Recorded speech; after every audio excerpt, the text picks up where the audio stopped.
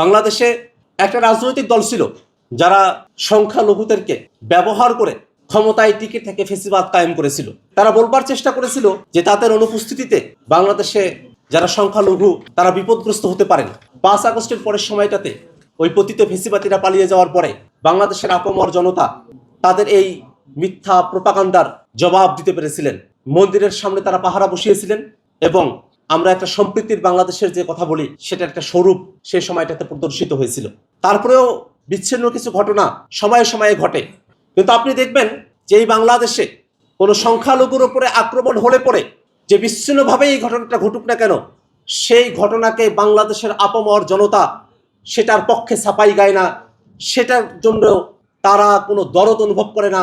বরং যদি কোথাও বিচ্ছিন্ন কোনো ঘটনা ঘটে, বাংলাদেশের বেশিরভাগ মানুষ তারা সেই ঘটনার নিন্দা জানান এবং সেই ঘটনার থেকে নিজেদেরকে ফারেক রাখেন।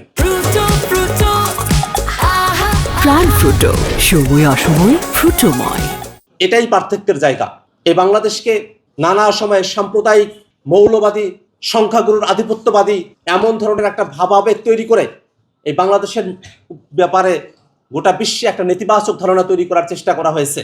কিন্তু আমাদের প্রতিবেশী দেশের যারা এই চেষ্টাটা করেছেন তাদের সঙ্গে বাংলাদেশে যারা সংযোগ রেখেছেন তারা এটা খুব ভালো করেই জানেন যে বাংলাদেশে যদিও কখনো কোনো ঘটনা ঘটেও যায়, সেটা এই বাংলাদেশের মানুষদের কাছে স্বীকৃতি লাভ করে না, বরং বাংলাদেশের মানুষেরা তার বিরোধিতাই করেন।